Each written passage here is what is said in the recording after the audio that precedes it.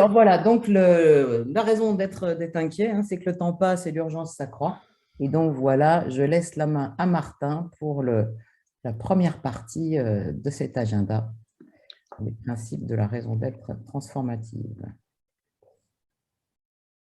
Voilà, donc le premier point auquel répond la notion de raison d'être, c'est la quête de sens. La problématique du sens est vraiment aujourd'hui majeure dans l'entreprise, que ce soit les directions générales, les DRH ou autres. C'est vraiment une question qui se pose dans toutes les entreprises, qui a été amplifiée par la crise sanitaire, les confinements, couvre-feu et autres événements auxquels nous avons été soumis, même si le phénomène existait déjà avant, mais il a été très nettement amplifié, sans doute parce que tous, les uns et les autres, on a eu du temps pour réfléchir pendant ce confinement. On s'est un peu trouvé d'une certaine façon seul face à nous-mêmes. Et ça nous a amené à nous poser la question de notre rapport au travail, à l'entreprise, au management. Et du coup, effectivement, cette quête de sens qui existait déjà a pris une ampleur, une consistance qu'elle n'avait pas auparavant. Et justement, la raison d'être, c'est ce qui nous permet de donner du sens à ce que nous faisons dans une entreprise et du sens, je dirais, aux trois sens du mot sens. Parce que quand on dit sens, c'est à la fois la direction, on va dans le bon sens, c'est la direction, c'est ce qui est illustré par la boussole qui est à droite ici. Donc la raison d'être, parce qu'elle répond à la question du pourquoi, elle nous donne les bonnes raisons, effectivement, de se lever le matin pour rejoindre notre poste de travail. Donc c'est la direction. Mais il y a un deuxième sens au mot sens qui est la signification. Est-ce que tout ça a du sens?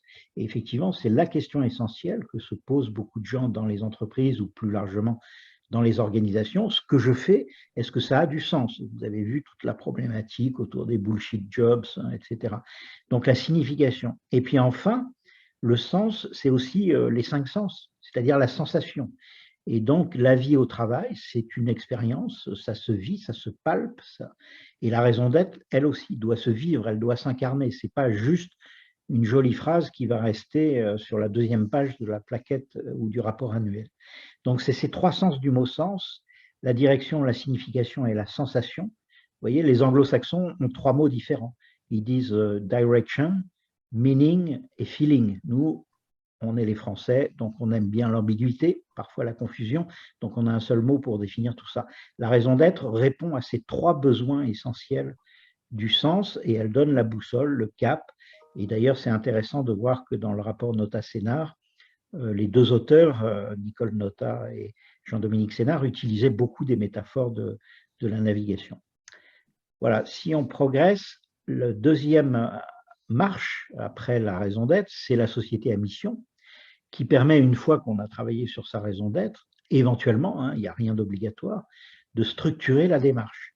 Donc, ça veut dire quoi se transformer en société à mission?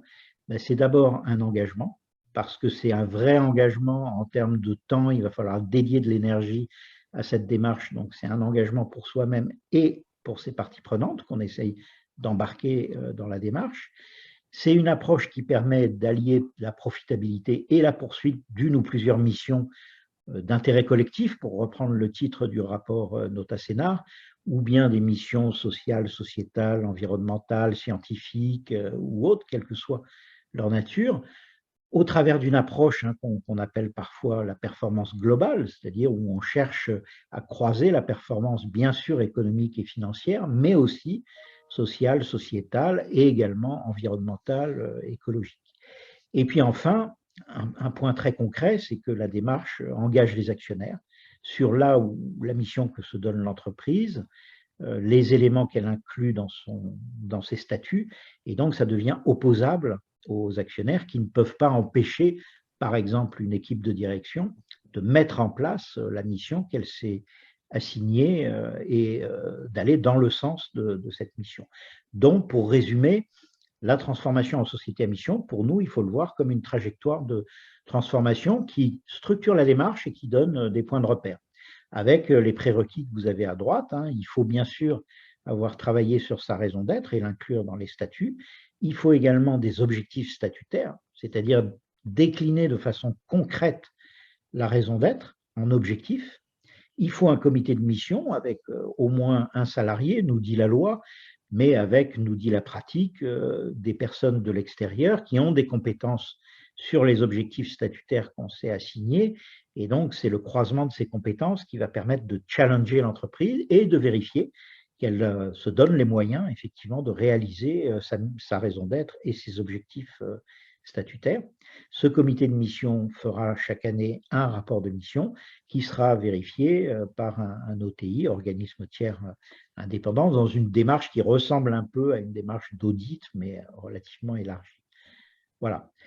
Alors, principe de la raison d'être, si on veut qu'elle soit transformative, cette raison d'être, c'est-à-dire qu'elle ne soit pas simplement ce qu'on appelle, nous, une incantation, c'est-à-dire une très jolie phrase, mais qui, pour reprendre les termes d'entreprise qu'on a entendus récemment, qui n'embraye pas. Il y avait un dirigeant de grande entreprise qui, dans une interview aux Échos, disait on a travaillé sur la raison d'être, mais on constate que ça n'embraye pas.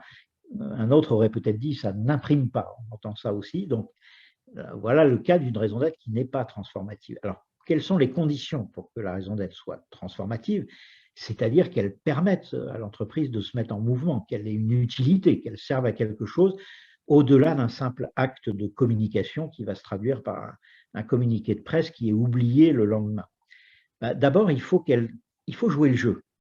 Et malheureusement, on suit avec des enjeux et des hommes, on a un répertoire de toutes les raisons d'être qui ont été publiées en France, on en a à peu près 250. En gros, il y a à peine un petit tiers des raisons d'être qui jouent le jeu, c'est-à-dire qui se posent la vraie question, celle de reason for being, celle de la raison d'être, purpose, corporate purpose, qui est le pourquoi. Pourquoi faisons-nous ce que nous faisons? En d'autres termes, la raison d'être, ce n'est pas de dire ce qu'on fait, ce n'est pas de dire qu'on est plus blanc que les autres, c'est d'expliquer pourquoi on est là, qu'est-ce qu'on apporte fondamentalement à nos parties prenantes. Et malheureusement, tout le monde ne s'impose pas de faire cet effort de répondre à cette question parce qu'elle est politique, parce qu'elle peut remuer des contradictions, parce qu'elle peut amener des tensions, et ces tensions, il faut les résoudre. Si on ne les résout pas, on aboutit avec une raison d'être, comme il y en a beaucoup, qui sont un peu de l'eau froide et qui ne disent pas grand-chose, si ce n'est éventuellement de décrire la réalité d'aujourd'hui. La deuxième exigence, c'est la notion de vision, c'est de partager une vision. Et donc, la raison d'être doit être à la fois crédible et ambitieuse. Et nous, dans le travail qu'on a fait avec la quarantaine d'entreprises qu'on a accompagnées sur ce chemin de révélation de leur raison d'être, une des difficultés les plus fortes qu'on a identifiées, c'est d'arriver à trouver le bon ajustement, le bon curseur entre cette notion de crédibilité et cette notion d'ambition. Il faut être crédible parce que sinon, vos parties prenantes n'y croient pas et donc ne s'embarquent pas avec vous. Et ça, il y en a beaucoup de raisons d'être, would be, should be, la pensée, le bonheur heureux, enfin, etc. Donc, la crédibilité, ça joue. Il faut que la raison d'être soit bien incarnée dans ce qu'on est aujourd'hui et en même temps, il faut qu'elle nous pousse vers demain, vers le futur. Donc, il faut qu'elle soit ambitieuse. Et c'est ce réglage qui est difficile. Deuxième chose, il faut qu'il suscite l'engagement des parties prenantes. Sinon, il ne sert à rien. Si la raison d'être n'est pas inspirante, elle restera dans les tiroirs, elle ne sera pas mémorisée et elle ne suscitera pas un passage à l'action, elle n'embarquera pas vos parties prenantes. Donc, la notion d'action collective est extrêmement importante. Et puis, il faut qu'elle soit 360 degrés. On voit des raisons d'être qui ne parlent qu'aux clients. On voit des raisons d'être qui ne parlent qu'aux salariés. Eh bien non, la raison d'être, elle doit être 360 degrés, elle doit parler à toutes les grandes familles de parties prenantes qui sont importantes pour votre entreprise. D'où l'intérêt de définir sa raison d'être après avoir fait un exercice de matérialité, comme on dit en RSE, ou en tout cas d'avoir réfléchi à qui sont nos parties prenantes et quelles sont les plus importantes. Et d'où l'approche qu'on aime bien, nous, des entreprises qui, du coup, utilisent leur raison d'être comme effectivement un phare, un guide et finalement un arbitre des décisions dans l'entreprise. On a mis à droite l'exemple de Michelin. Bon, vous savez que Michelin, il croit à la raison d'être. Jean-Dominique Sénard a été une cheville ouvrière dans toute cette affaire. Mais Michelin croit aussi à ce qu'ils appellent les organisations responsabilisantes. On appelle aussi parfois l'entreprise libérée, mais Michelin ne souhaite pas se référer au courant de l'entreprise libérée, donc ils utilisent ce terme intéressant d'organisation responsabilisante. Eh bien, une des découvertes qu'a fait Michelin, c'est qu'on peut lever un peu toutes les règles qui existent dans les entreprises. Plutôt que de dire aux gens comment travailler, on leur donne une raison d'être, elle est partagée, c'est-à-dire que chaque équipe en a parlé, a fait l'exercice de se dire, et moi vis-à-vis de cette raison d'être, comment ça interagit sur mon travail, qu'est-ce que ça veut dire pour moi personnellement dans l'entreprise. Si vous avez eu ce débat, si la raison d'être est bien installée, on n'a plus besoin de toutes ces règles qui nous disent comment on prescrit le travail.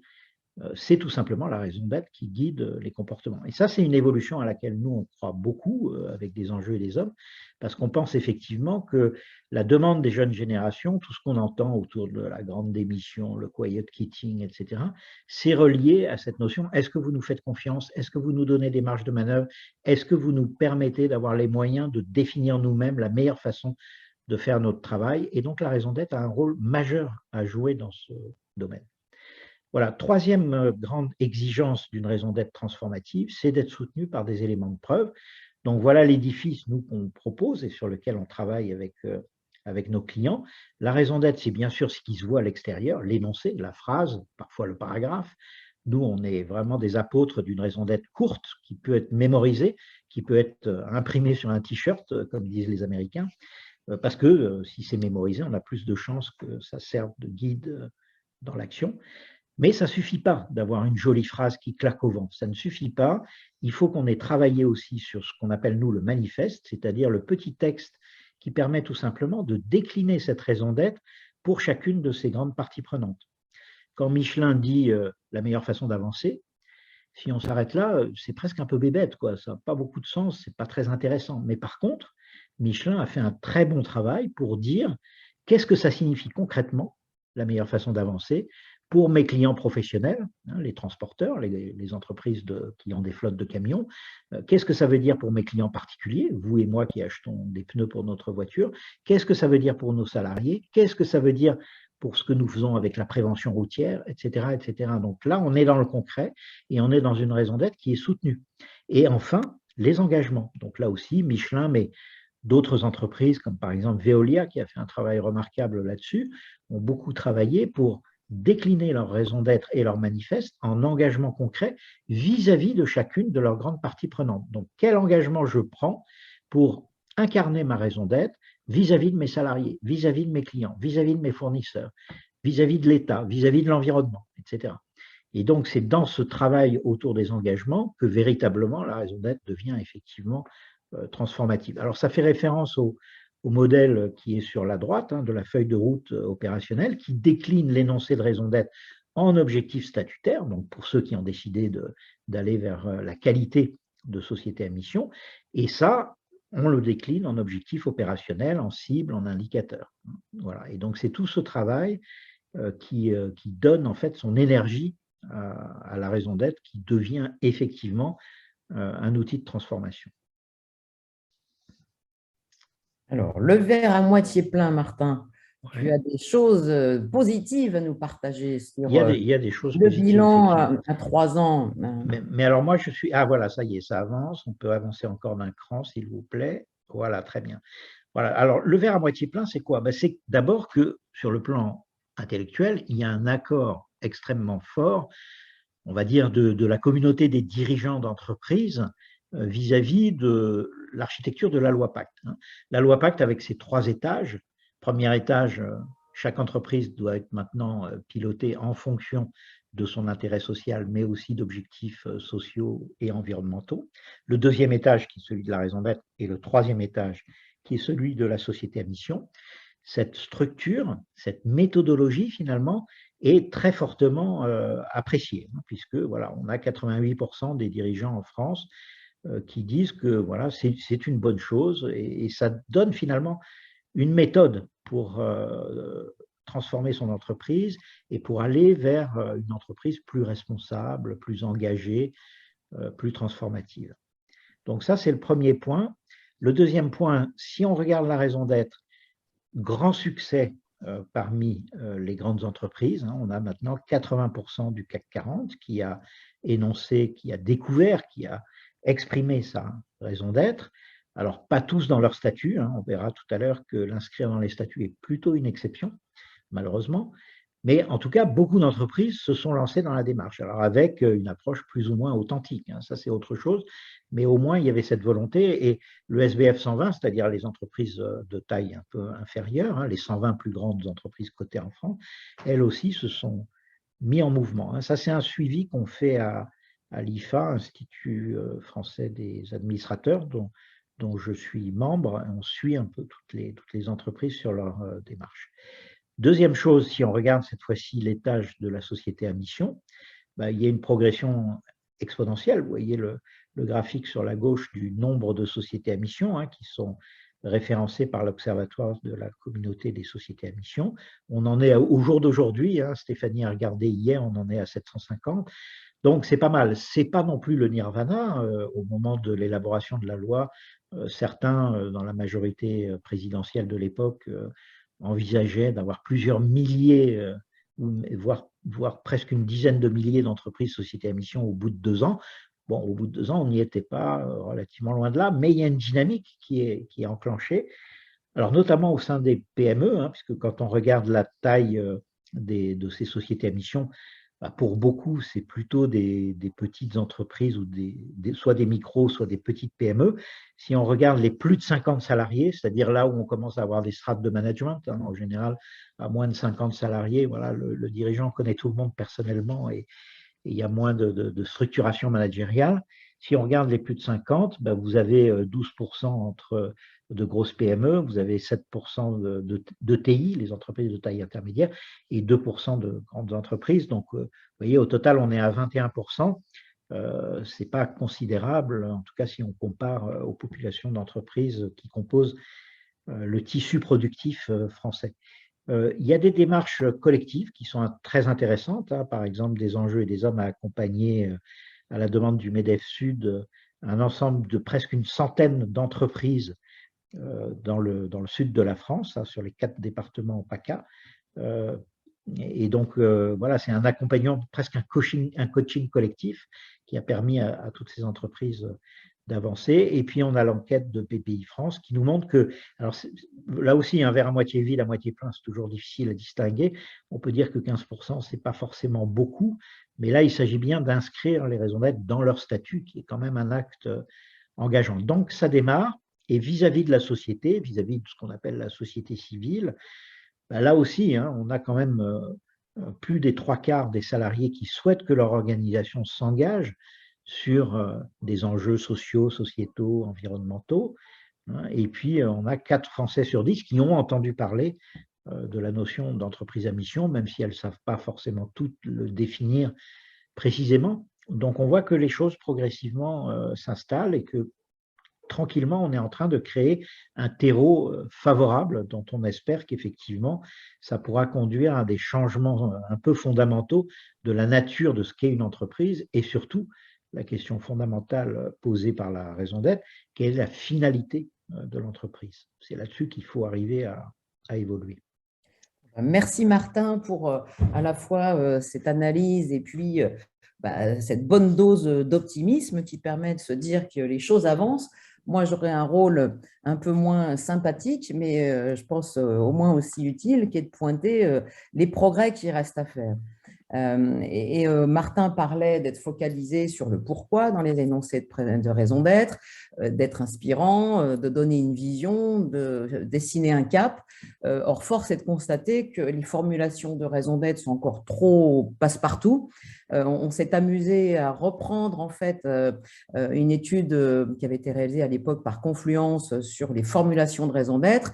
Et ils avaient pointé les verbes les plus utilisés, les substantifs les plus utilisés, les adjectifs les plus utilisés. Et c'est vrai que si on prend juste les mots en gras, hein, contribuer à un monde plus durable ou responsable ou meilleur, etc., on se retrouve avec une raison d'être que certaines entreprises pourraient adopter parce qu'elle est parfaitement bateau et peu engageante. Et malheureusement, il se trouve qu'un certain nombre de formulations sont de cet ordre et restent effectivement beaucoup trop incantatoires et imprécises.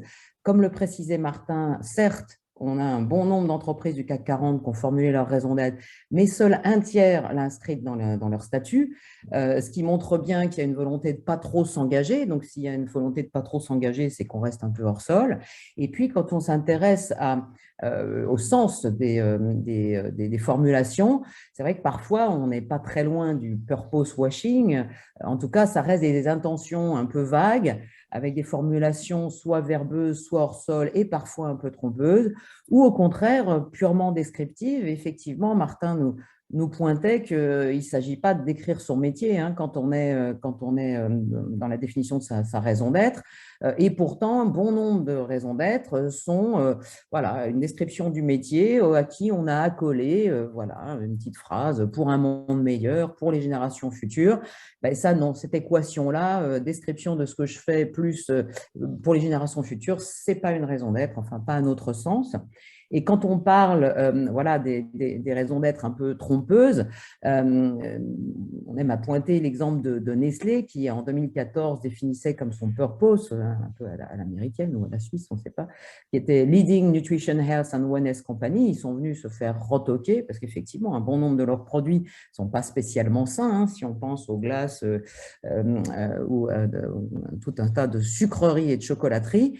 Et effectivement, ça les a amenés à faire un vrai travail de réflexion de raison d'être. Ils sont maintenant sur le fait de unlocking the power of food, donc libérer, je dirais, tout ce qu'il y a dans l'alimentation de façon à promouvoir, en tout cas à permettre d'expérimenter une qualité de vie pour tout le monde, etc. Bon, on retrouve quand même les generations to come, mais en tout cas, ils sont restés un peu plus, je dirais, humbles dans leur capacité à promouvoir la santé. Et c'est vrai qu'on aime bien, on a un petit torture test là, si jamais vous voulez jouer, dans le chat, on a cet énoncé de raison d'être qui est engager notre génération contre le dérèglement climatique. Et je vous invite à réfléchir à quel type d'organisation il peut s'agir. On échangera peut-être sur la réponse à la fin du webinaire. Donc, le corollaire de ce que disait Martin aussi tout à l'heure du verre à moitié plein, c'est que les grosses entreprises, si les PME sont présentes en nombre, les grosses entreprises, et en particulier celles qui ont un outil industriel, ont du mal à se lancer. Parce que, bon, j'ai remis rapidement le tableau de la répartition en taille des sociétés à mission. Ce qui est intéressant, c'est de regarder la répartition par secteur d'activité. On voit qu'à 80%, c'est les services et que seul à 9, même pas à 10%, on a des acteurs de l'industrie. Alors, des charges, il faut avouer que c'est plus compliqué de transformer un appareil industriel avec tous les engagements financiers que ça demande que juste de pivoter une activité de service d'un type de service à l'autre. Bon, il n'aura pas échappé d'ailleurs que nombre de gros cabinets, tout d'un coup, se trouvent des grandes vertus d'engagement pour le développement durable. Donc ça, c'est plus facile quand on est une société de service que quand on produit des voitures ou des avions. Donc on peut reconnaître que c'est effectivement un petit peu plus compliqué. En même temps, ce sont des entreprises qui sont celles qui génèrent le maximum d'impact environnemental. Donc, c'est celles qui devraient bouger les plus vite. Mais voilà, il y a un effet d'inertie qui est important. Le troisième point qu'on veut pointer dans le verre à moitié vide, c'est un rôle de la raison d'être qui, quand elle était dictée, a fortiori, effectivement, si on n'est pas passé au stade des statuts et de la société à mission, reste un peu périphérique dans le paysage. On a quand même 46% des administrateurs de sociétés, de celles qui ont adopté une raison d'être, qui révèlent qu'elle n'est qu'occasionnellement, voire jamais considérée comme facteur déterminant pour prendre les décisions. Ça veut dire que voilà, donc c'est un joli outil dont on s'est doté et qu'on laisse dans un placard ou sur un site, et c'est vraiment pas le but. Et puis, le corollaire de ça, c'est que, et de façon étonnante aussi, un tiers des salariés seulement a connaissance de la raison d'être de la mission de son entreprise, ce qui est quand même étonnant, puisque voilà, elle a quand même le destin, la vocation, cette raison d'être, d'embarquer le collectif. Alors, si on ne connaît pas ce vers quoi on est embarqué, il y a peu de chances qu'on y arrive tous ensemble.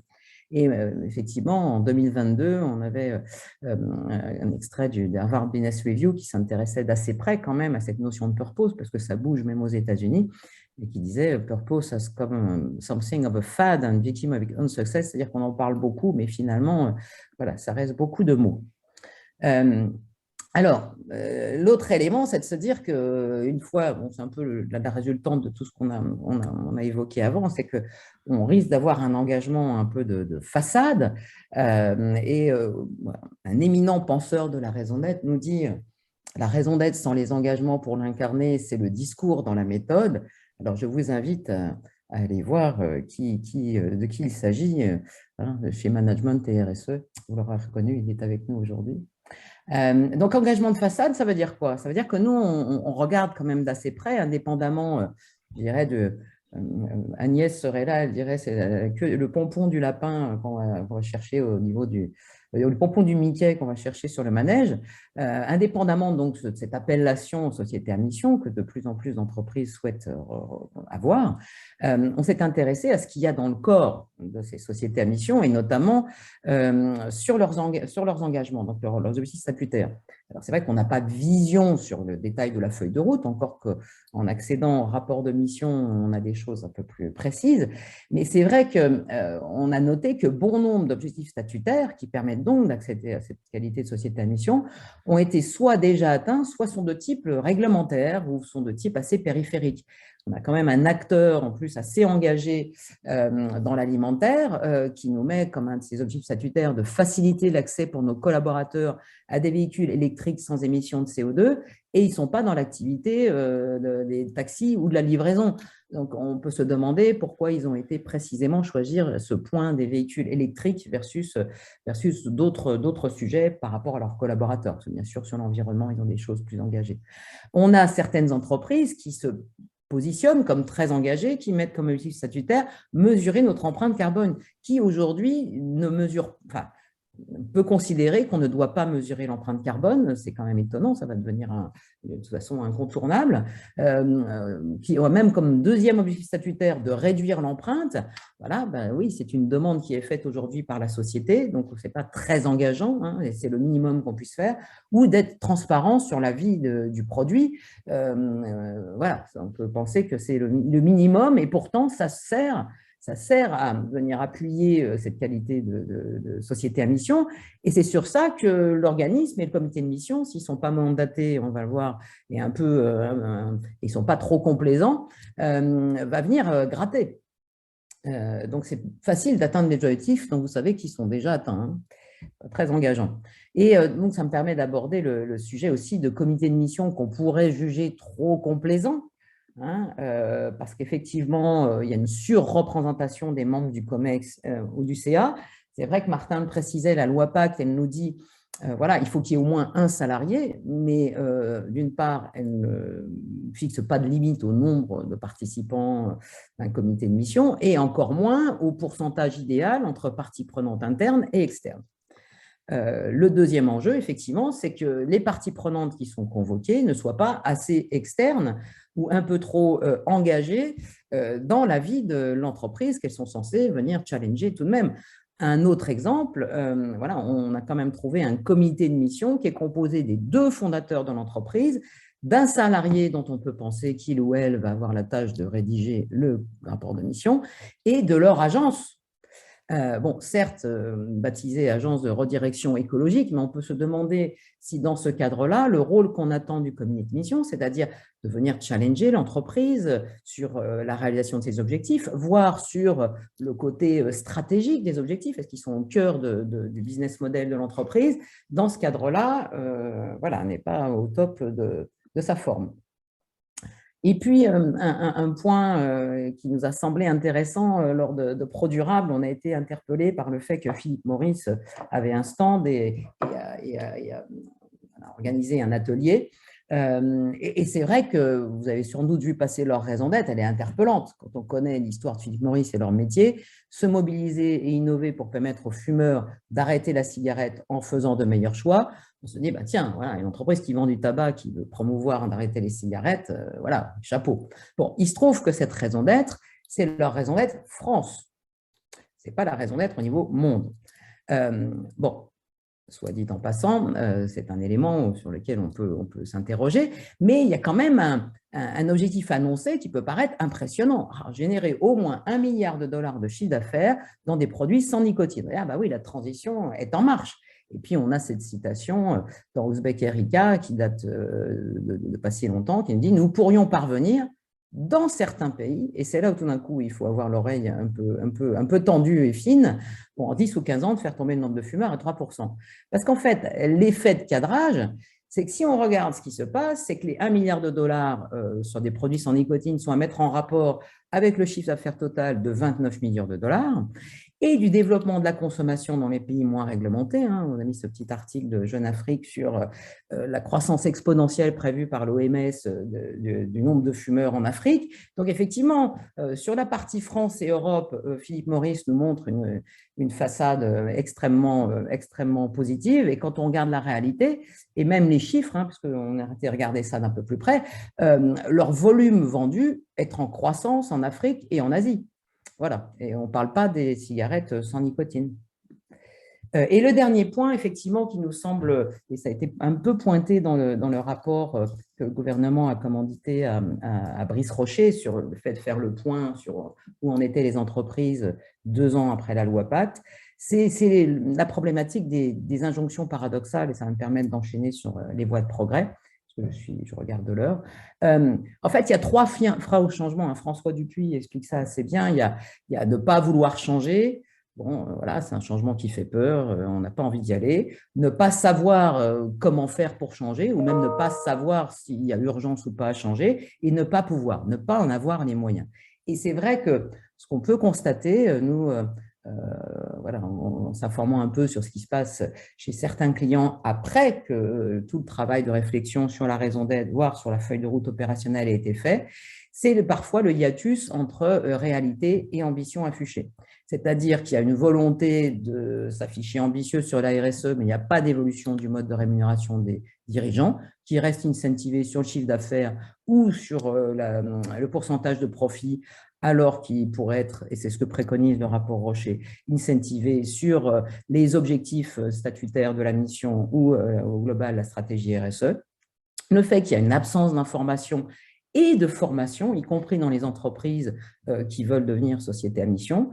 Et puis, le manque de moyens. C'est vrai qu'on parle de transformation. La transformation, ça implique que ça ne se fait pas du jour au lendemain, surtout on en parlait tout à l'heure des outils industriels, et ça demande des ressources.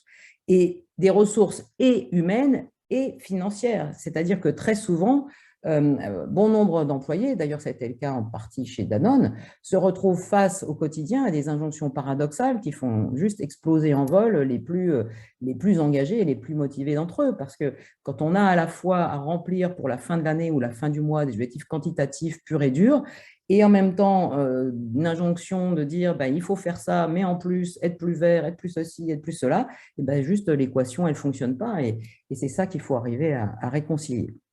Donc ça m'amène à identifier, voilà, en tout cas à partager avec vous les 4 voies de progrès qu'on a pu identifier ensemble avec Martin. La première, c'est voilà, c'est un peu la suite logique, c'est l'engagement au cœur, et au cœur à la fois de chacun, et en particulier des dirigeants, mais aussi au cœur de l'entreprise et de ce qui doit être pivoté. Alors, si j'arrive à voir… Alors, j'ai mon… Oui, voilà. Ça. Donc, l'engagement donc au cœur, ça veut dire l'engagement des parties prenantes dans la démarche de raison d'être et société à mission, qui est, nous, l'approche qu'on préconise, comme le disait Martin, voilà, c'est une émancipation, le fait de participer en intelligence collective à ce qui va être promu et ce qui va devenir le cap de l'entreprise, c'est quand même le meilleur moyen que les collaborateurs se sentent engagés et les parties prenantes aussi d'ailleurs. Et puis l'engagement formel des entreprises dans un plan de transformation, c'est le principe de la société à mission, c'est pour ça qu'on trouve que ce principe et cet étage supplémentaire de la fusée de la loi Pacte est particulièrement vertueux. Maintenant, une fois qu'on a dit ça, il nous semble que l'autre voie de progrès, et qui est indispensable de s'ajouter à la première, c'est la gouvernance et la discipline. Et c'est vrai qu'il nous semble important, si on veut qu'une entreprise se transforme de façon vertueuse, qu'il y ait une gouvernance dédiée à ça, pour s'assurer que les progrès sont bien réalisés. Et c'est d'ailleurs le but du comité de mission. Et pour les entreprises qui n'ont pas envie tout de suite de passer à l'étape société à mission, c'est la raison d'être d'un comité raison d'être. nous, on préconise, lors de la révélation d'une raison d'être, que même si l'entreprise n'a pas été jusqu'au stade de la société à mission, elle puisse se doter d'un comité de raison d'être qui lui permet de bénéficier du regard des parties prenantes dans son avancée sur justement la phrase de raison d'être qu'elle s'est assignée et les axes d'engagement qu'elle s'est assignée aussi si elle a été bien accompagnée, cette entreprise. Discipline, ça veut dire aussi plus d'encouragement au comportement vertueux. La visibilité des bons élèves, c'est quelque chose que demandent les entreprises qui sont membres de la communauté des entreprises à mission. C'est quelque chose que pousse Pascal Desmurger, entre autres. C'est comment rendre les élèves visibles. Parce qu'on peut imaginer une campagne du gouvernement, ou en tout cas une décision du gouvernement, par exemple, que les achats publics soient prioritairement réalisés auprès de sociétés à mission. Est-ce qu'on peut imaginer des dispositions d'ordre fiscal qui les privilégieraient? Ça, c'est en réflexion. Et puis, dans le corollaire, c'est plus d'exigences pour les moins bons élèves, c'est-à-dire leur imposer à la fois de la transparence et des résultats. Et c'est vrai que, on l'évoquait tout à l'heure avec l'enjeu d'un comité de mission un peu trop complaisant ou d'objectifs statutaires un peu trop faciles à atteindre. Comment, alors si ce n'est légiférer, mais en tout cas, comment s'assurer que celles qui vraiment avancent à grands pas et à force d'engagement et de volonté pour s'améliorer, ne pâtissent pas du fait que d'autres, sans faire grand-chose, aient la même étiquette. Alors ensuite, troisième voie de progrès, c'est d'adopter une vision systémique. Et ça va faire le but de notre prochain webinaire. Il nous semble que le fait d'avoir une gouvernance alignée, c'est quelque chose d'extrêmement vertueux et apte à créer de la transformation.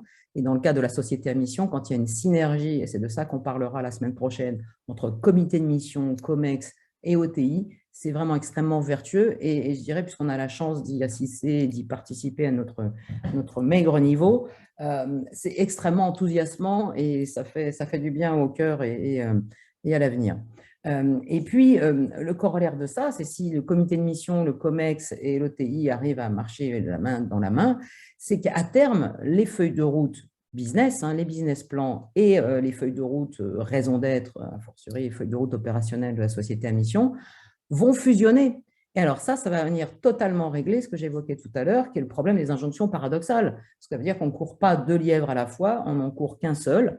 Et effectivement, ça veut dire aussi que la raison d'être passe au cœur du business model. Et ça, avec ça, on est vraiment sûr d'être dans une approche transformative. Et puis, dernier point, je parlais de voie de progrès, mais il y a peut-être aussi une question d'ordre sociétal, en fait, à se poser sur qu'est-ce qu'on entend par progrès, c'est quoi la notion de progrès. Ça amène une réflexion sur les indicateurs de performance de l'entreprise, c'est-à-dire que peut-être que ça ferait systématiser la mesure d'impact, donc effectivement on identifie bien celles des entreprises qui, plus elles grossissent, plus elles génèrent un impact positif, et celles qui, au contraire, qui plus elles grossissent, plus elles génèrent un impact négatif. Donc ça, il faudrait bien pouvoir le mesurer pour pouvoir les distinguer. C'est l'enjeu du partage de la valeur, effectivement, en quoi la valeur que je crée va venir bénéficier plutôt que juste aux actionnaires réellement et aux collaborateurs et aux parties prenantes externes et à la nature, c'est-à-dire que même au minimum, en tout cas, régénérer ce qu'on a été dû prendre. Et puis, peut-être de se reposer la question de ce qu'est la croissance. On parle de croissance, de post-croissance, de décroissance, de sobriété, mais peut-être qu'effectivement, on est à un moment de notre vie tous ensemble où on devrait se poser la question peut-être de faire transiter gentiment l'enjeu de croissance économique vers celle de croissance du mieux-être collectif. Le Bhoutan a été un peu précurseur et de passer du PIB au BIB, l'indice de bonheur intérieur brut. Et puis, ça pourrait nous amener aussi à une réflexion sur les modèles d'entreprise.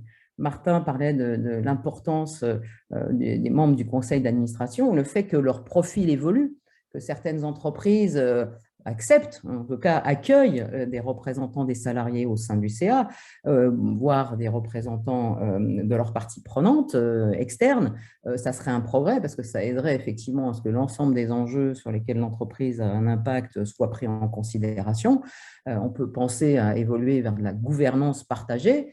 Et c'est vrai qu'on a eu la chance avec Martin de travailler sur un certain nombre d'acteurs, que ce soit public, parapublic avec La Poste, que ce soit mutualiste avec la mutualité française. Moi, j'ai eu la chance d'accompagner la Maïf dans une précédente vie professionnelle. C'est vrai que le fait d'avoir au conseil d'administration des personnes qui représentent autre chose que soit des actionnaires, je dirais, financiers ou des personnes qui sont vraiment dans l'enjeu de la croissance de l'entreprise en termes économiques, ça rééquilibre grandement les prises de décision et ça rééquilibre de beaucoup le fait qu'on prenne en compte un peu autre chose que juste les chiffres, en tout cas ce qui est pour l'instant chiffré, parce que l'idéal quand même, c'est que soient chiffrés aussi les impacts positifs ou négatifs, qu'ils soient sociaux ou environnementaux. Donc voilà, c'est ces quatre voies de progrès qui nous semblent importantes pour en finir définitivement avec le purpose washing et le mission washing et effectivement définitivement rentrer dans une autre ère de relation de l'entreprise à son écosystème et qu'on pourrait appeler un vrai progrès. Voilà, on a terminé. Si tu veux bien, Sylvie, je prends peut-être la main pour répondre rapidement à des questions qui ont été posées sur le chat. J'ai eu le temps d'y réfléchir un peu pendant que tu parlais. Donc, première question, l'Observatoire ne recense pas toutes les sociétés à mission. Exact, il n'y a aucune obligation de se déclarer ou de s'immatriculer auprès de l'Observatoire. Donc, effectivement, les comptages qu'on fait sont partiels, forcément. Bon, cela dit, deux choses.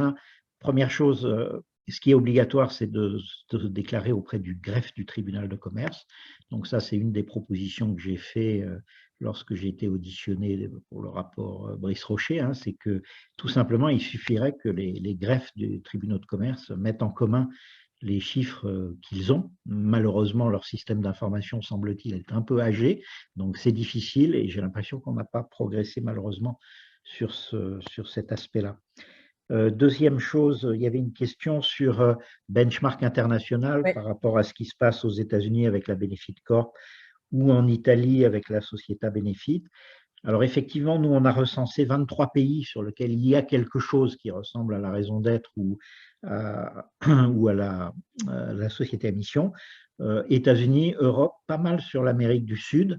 Alors, si on n'a pas le temps de tout partager là-dessus, mais une caractéristique qui est, à mon avis, est unique au monde du côté de la société à mission à la française, je pense que c'est le seul cas de figure où effectivement il ne s'agit pas d'un statut. Et ça, c'est une très grande sagesse, me semble-t-il, du législateur, et ça avait donné lieu à beaucoup de débats lors de la préparation de la loi Pacte, mais je pense que c'est très bien que toute entreprise, quel que soit son statut d'aujourd'hui, sa nature, qu'elle soit une entreprise cotée, une entreprise familiale, cotée ou non, une coopérative, une mutuelle, que toute entreprise puisse demander la qualité de société à mission, qui n'est pas un nouveau statut, mais une qualité. Donc, du coup, c'est beaucoup plus souple que ce qui peut se trouver dans les autres pays.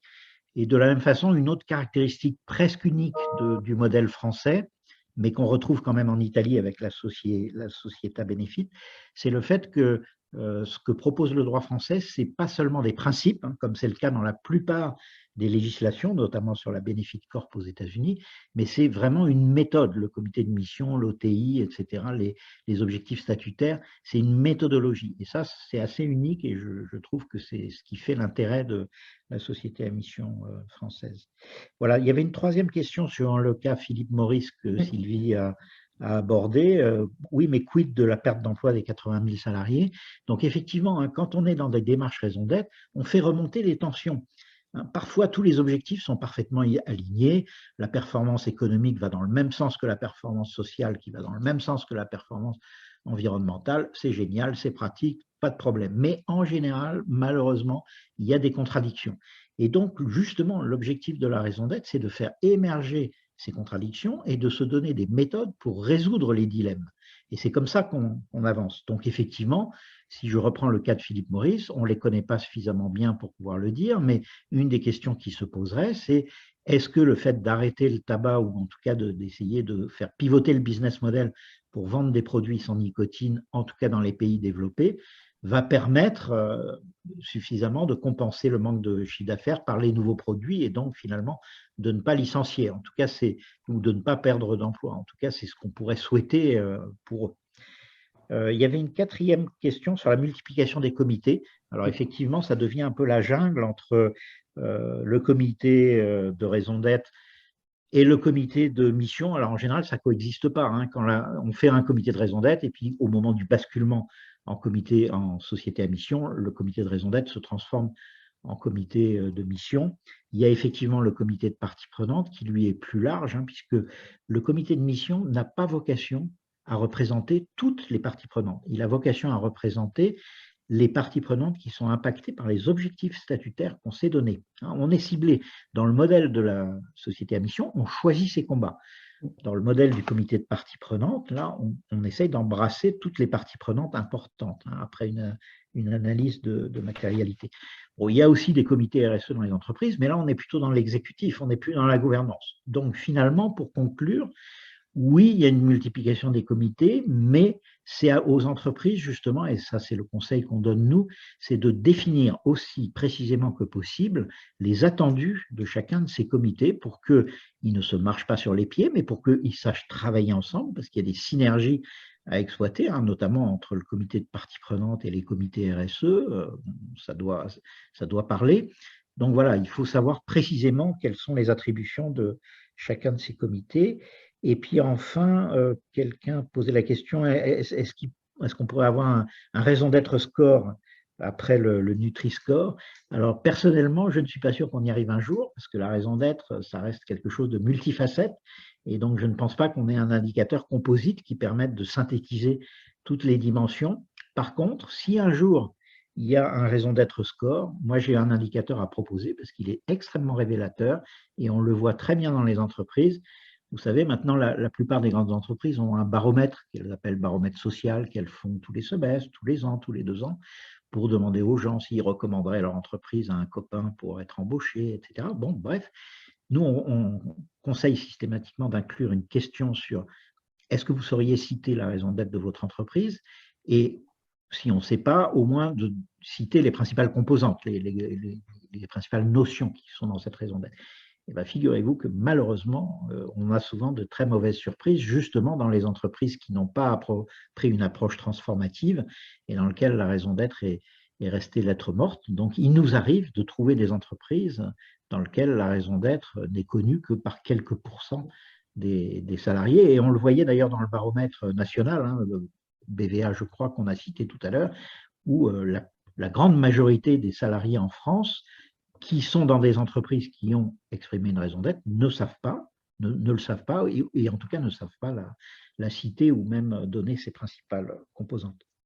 J'avais une question, Martin, que tu as fait allusion, mais un peu plus précise, de Séverine, sur tous les statuts d'entreprise, sont-ils convertibles en entreprise à mission? Non, il n'y a pas à convertir, hein, tu vas nous expliquer ça? Oui, il n'y a pas à convertir, ça n'est pas un statut, c'est une qualité. Vous réclamez d'une qualité. Et effectivement, à ma connaissance, à partir du moment où une entreprise se réfère au droit commercial, elle est éligible à pouvoir se transformer en société à mission. Donc, c'est le cas y compris des entreprises publiques, des mutuelles, des coopératives, etc. Les associations également. Donc, je pense véritablement que tous les statuts d'entreprise ouvrent cette possibilité de se réclamer de la qualité de société à mission. Alors, il y a une question auquel je propose que je réponde sur la volonté d'étendre le concept des sociétés à mission au niveau européen. Oui, c'est quelque chose qui est porté par la communauté des entreprises à mission. D'ailleurs, il y a eu en décembre dernier le premier événement qui visait à porter ce projet, avec justement des représentants du gouvernement italien qui sont venus parler de la société Benefit. Il y a en Hollande aussi où il se passe des choses. Donc, au niveau européen, il y a vraiment, et au niveau de la communauté européenne, il y a vraiment une réflexion qui se met en place autour du modèle européen d'entreprise. dont il ne faut pas non plus se voiler la face. Il y a aussi l'idée que ce modèle européen d'entreprise serait une façon, s'il n'est pas respecté, de mettre des barrières un peu plus fortes à l'entrée. Donc, il y a vraiment une réflexion pour faire monter en visibilité ce principe de société à mission au niveau européen et en faire le modèle au niveau de ce continent-là. Après, on avait une question aussi de comment peut être liée la définition de la raison d'être aux labellisations de type B Corp. Mais, alors, je renvoie dans le monde et puis Martin, tu compléteras aussi. On n'est pas exactement sur le même point de départ. C'est-à-dire que B Corp, en fait, vous partez d'un instant T et puis sur la base d'un certain nombre de piliers et de performances sur chacun de ces piliers, vous accédez ou pas au label. Donc, à un instant T, soit vous passez la porte, soit vous ne la passez pas. Soit dit en passant, bon, c'est en train d'être modifié. C'est vrai que nous, on avait une posture qui est de dire que le B Corp est très bien, notamment parce que c'est reconnu à l'international. Donc, pour une grande multinationale, ça peut être vertueux d'avoir cette étiquette-là. Par contre, on a pu constater qu'il y avait des effets de transfert et qu'on pouvait arriver à avoir la certification B Corp si on était très bon sur un pilier et beaucoup moins bon sur un autre. Parce que voilà, on a pu remarquer aussi que des entreprises qui avaient une empreinte environnementale désastreuse, voire sociétale désastreuse, avaient par exemple des politiques sociales extrêmement avantageuses. Donc voilà, tout ça pour dire que B Corp est là pour mesurer les performances à un instant T, alors que la raison d'être et la société à mission, voilà, déjà, la société à mission, on rentre par la raison d'être, donc la question du pourquoi. Et puis, la société à mission, vous vous déclarez qualité de société à mission et ça démarre le chemin, je dirais, de progrès et de transformation. C'est-à-dire qu'il n'y a pas un seuil en deçà duquel vous n'avez pas la possibilité d'opter pour cette qualité. Par contre, c'est une porte, tout le monde peut la passer, mais une fois que vous l'avez passée, elle est exigeante. Voilà, pour cette question. Voilà, et là, effectivement, c'est une différence qu'il faut bien avoir en tête. C'est deux approches très, très différentes. L'approche label, B Corp, c'est un label, comme le label Lucie ou le label engagé de l'AFNOR, ou bien l'approche raison d'être, société à mission. C'est deux approches différentes et presque orthogonales. Dans le label, votre référentiel, ce vers quoi vous devez aller, il vient de l'extérieur. C'est le label de Lucie, le label de B Corp avec un certain nombre d'exigences, alors que dans l'approche société à mission, c'est vous qui choisissez votre combat, c'est vous qui décidez quels sont vos objectifs statutaires. Vous voyez, alors c'est deux approches différentes, mais cela dit, elles ne sont pas indépendantes. Par exemple, une des exigences de B Corp, c'est d'avoir défini une raison d'être que vous avez inclus dans vos statuts. Par contre, B Corp ne vous impose pas d'être société à mission. Vous voyez, donc il y a à la fois des liens entre ces deux approches, mais une grande différence philosophique. Et ça n'empêche pas qu'on a beaucoup de clients qui ont fait les deux, qui ont fait le label et la raison d'être et ou la transformation en société à mission. Je vois une dernière question là qui est assez juste, qui nous dit là, il y a un modèle d'entreprise à mission, à raison d'être, à impact, contributive. Ne craignez-vous pas que les entreprises et les consommateurs finissent par avoir du mal à s'y retrouver? Alors, ça, effectivement, les notions que vous évoquez, elles sont beaucoup utilisées dans notre milieu. Je ne pense pas que la notion d'entreprise contributive ou d'entreprise à raison d'être est encore filtrée dans le domaine du grand public. Mais c'est vrai que je pense qu'il faut ne pas se leurrer sur le fait que la multiplication des labels, ça n'aide pas à s'y retrouver. Et c'est pour ça que nous, on a en tête quelque chose qui pourrait permettre de mettre tout le monde sur un même plan, ce qui permettrait aux autres de s'y retrouver. Et on dit souvent que ce qui n'est pas compté n'a pas de valeur et que ce qui a de la valeur devrait être compté. Donc, si on accorde de la valeur au capital environnemental et de la valeur au capital social, il devrait être comptabilisé au même titre que la valeur économique. Et c'est vrai que, conscient que tous ces mots et puis ces labels puissent être confusants, il nous semble que ça, on n'a pas parlé parce que c'est un peu connexe à notre sujet société à mission et raison d'être, mais la comptabilité en triple capital qui est en voie de progrès, elle aussi, parce que ce n'est pas si simple à mettre ça en place. Il y a beaucoup de chercheurs, voilà, il y a un gros ParisTech qui est là-dessus. Ça serait le moyen que tout le monde s'y retrouve, parce qu'on pourrait imaginer d'avoir un Nutri-Score, alors je ne sais pas comment on pourrait l'appeler, le Entreprise Score, avec des notes selon la façon dont l'entreprise dégrade ou régénère l'environnement et dégrade ou régénère le climat social. Mais effectivement, ça serait beaucoup plus simple. Je suis d'accord par rapport au fond de votre question. Je suis en train de regarder. Je crois qu'on a… Excusez-moi, Sylvie, je crois qu'une certaine Sophie Broquet voulait poser une question. Donc, je ne sais pas si Sophie veut toujours poser sa question ou pas. Donc, je vous laisse la parole, Sophie.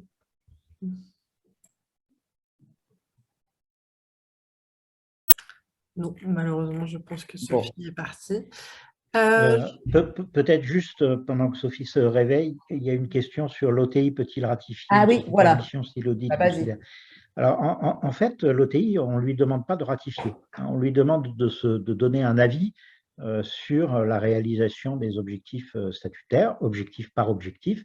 Donc, l'OTI, il va regarder chacun des objectifs, il va regarder où vous en êtes, votre progression, est-ce que vous vous donnez les moyens, et il va dire sur chacun des objectifs, il me semble qu'on va dans la bonne direction, ou au contraire, il me semble qu'il y a tel et tel manque, qu'on est à côté de la plaque pour telle ou telle raison. Et voilà, il s'arrête là, si vous voulez. Il n'y a pas à un moment donné un oui-non ou un noir-blanc. Voilà. Après, c'est au comité de mission, à l'entreprise elle-même, à sa gouvernance, son conseil d'administration par exemple, de faire ce qu'il juge bon en fonction des avis qui ont été donnés par l'OTI. Après, le corollaire de ça, effectivement, qui est un sujet que nous, on regarde de près, c'est voilà, une qualité de société à mission qui vient d'être déclarée. L'entreprise, effectivement, a 18 mois avant que l'OTI n'arrive, et le travail d'audit de l'OTI peut prendre un certain temps, mais il est déclenché parce qu'il y a eu un rapport du comité de mission. L'OTI vient auditer le rapport du comité de mission. La question se pose d'entreprises qui, au bout d'un an, 18 mois, 2 ans, se serait laissé un peu vivre avec cette étiquette de la société à mission sans faire grand-chose. Et c'est vrai que là, la loi Pacte ne donne pas de solution, puisque la loi Pacte dit que c'est sur la base du rapport d'OTI, voilà, de ce diagnostic sur où en est l'entreprise en termes de progrès sur chacun de ses objectifs de façon individuelle. Donc, si ça, c'est le seul recours pour que la société soit dégradée de cette qualité de société à mission, qu'est-ce qui se passe s'il n'y a jamais ni de rapport de mission, ni d'OTI? Donc ça, on imagine que le législateur travaillera là-dessus parce que je pense qu'il y a à cœur, et tout le monde a à cœur, à commencer par les sociétés à mission sincères, que ce label et voilà, soit vraiment un gage de qualité et d'engagement et ne puisse pas être détourné. Voilà. Alors, après, je ne sais pas s'il y a d'autres questions. Quid d'une sanction? Eh bien oui, quid d'une sanction? Quid d'une sanction? La sanction, pour l'instant, c'est la dégradation de la qualité. On peut dire que des entreprises qui sont un peu sans scrupules n'en auraient pas grand-chose à faire.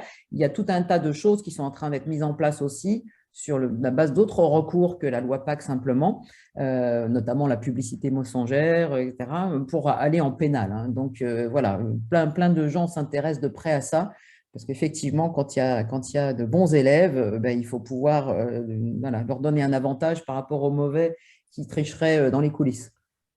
Les juristes se frottent les mains de voir un bon chiffre d'affaires qui est en train de se constituer sous nos yeux, avec éventuellement les problématiques juridiques que ça peut poser. On a une dernière question aussi, Martin. C'est